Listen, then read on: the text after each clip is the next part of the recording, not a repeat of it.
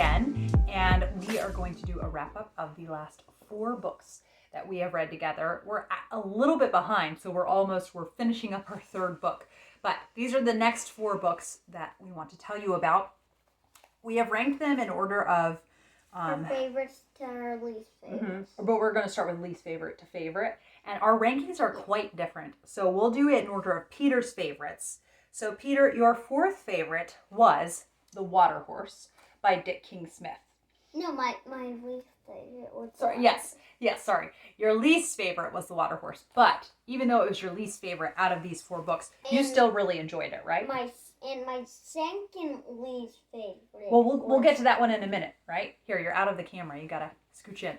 So, you still enjoyed The Water Horse, right? Yeah. Yes. But not as much as the rest. Not as much as the rest. That's my least favorite one. Oh, yes, Peter, why don't you tell the camera, where are those 2 teeth in there? Where did they go? Did you lose them? Yep. You did. Okay. In The Water Horse, it's about this family. They live in the countryside in Scotland, and the son in the family finds this really weird-looking egg. Can you stop, please? Finds this really weird-looking egg, and he takes it home, and what pops out of the egg a day later? The water horse time! The water horse. And they end up first putting it in a small lake right by their house, right? Mm-hmm. And then why do they have to move it to a bigger lake? To the lock and Oh, to the lock, yes. Why do they have to move it to a bigger lock? Because it grows super fast, super big. And it's eating all the fish in it, isn't it? Yeah. Yes. And I like that there was a kind of like curmudgeonly grandfather character. And all of a sudden he was just like, "This is the water horse, I'm so happy." He was kind of like that, you're right. He got really cheered up by having the water horse. And it was sweet to see him interact with his grandchildren. Their father was away. He was a soldier. He was away for some of the book, and then he would come back. And to me, it was my most favorite. Can you stop, please? It was my most favorite because it was just incredibly charming and warm, and I loved the family dynamic to it, and it makes me want to read so much more by Dick King-Smith. And he wrote so many children's books that I love that it was his 3rd career, apparently. He was a farmer. His first career was being a farmer.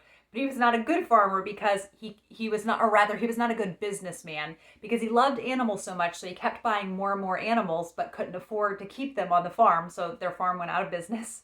And then he was a teacher, and he did like that, but he did it for a little bit, and then he wanted to be a writer. So he retired early and became a writer and wrote, I think, close to 100 children's books before he passed away. Okay, then Peter's 3rd favorite. No, my second least His 3rd favorite or his 2nd least favorite was The Moffats by Eleanor Estes. And who or what are the Moffats?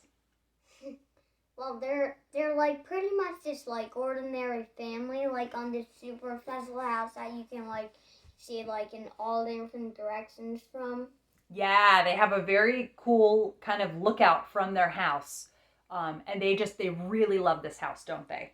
And then this like businessman comes, or their landlord. Yeah, and their landlord like orders this like businessman guy to like he can like sign this like like this house is for sale sign on and then they keep showing the house to different people, right? No. Show new people who want to buy it. No, they don't. They don't show it to people. Showing the house means like people come and look and see if they want to buy it.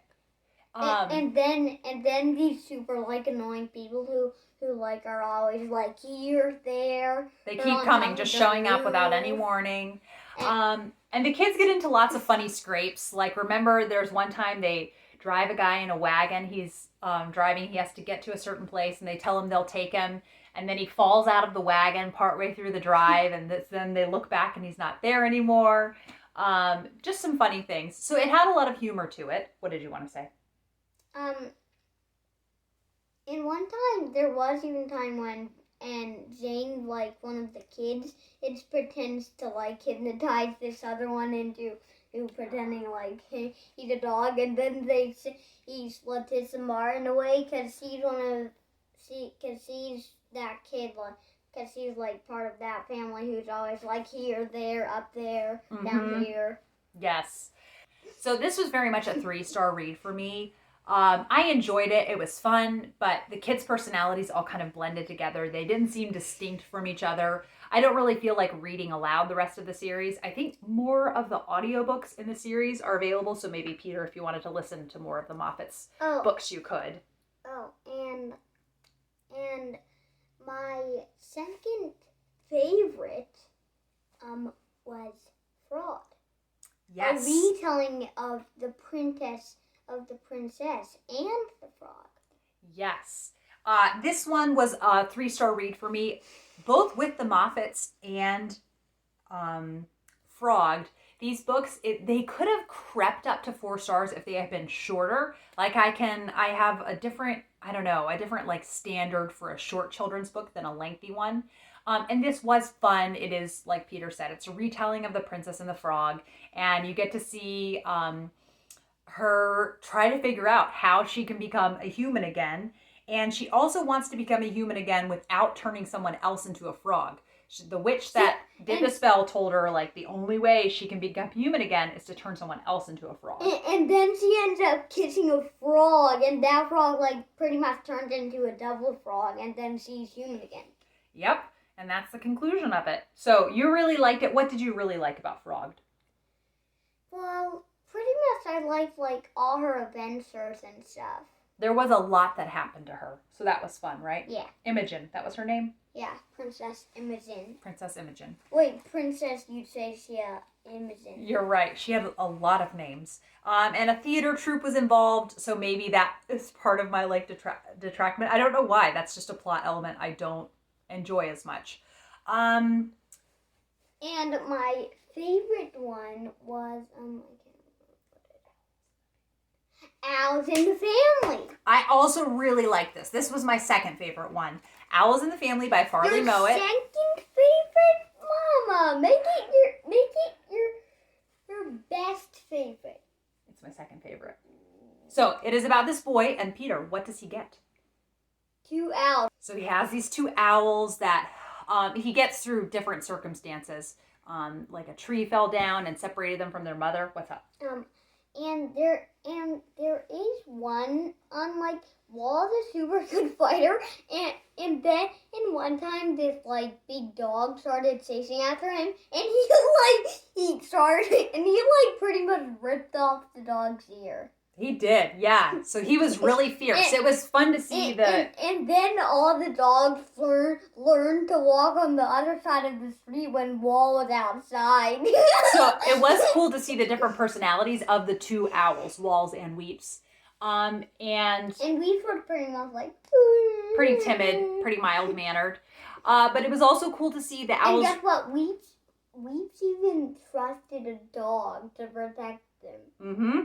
But it was also cool to see that the owls interact with the other animals that this boy owned. Yeah, and guess what? One time this crow saw a Wall, and then he started like calling the alarm, and then a bunch of like crows and 3 dogs were on this like canoe, and like 3 people and like 2 owls. Yeah. And then like when Wall jumped off the boat, the whole canoe tipped over, and Wall was like he flying above in circles for like half an hour. So these owls were very, very attached to you. What's the little boy's name? Travis, maybe? No. I can't remember his name. But it was really sweet, especially because it was based on a true story. But it was really sweet to see the bond that he had with these 2 owls, to the point where the one would follow him to school and like, make squawking noises right outside his classroom window.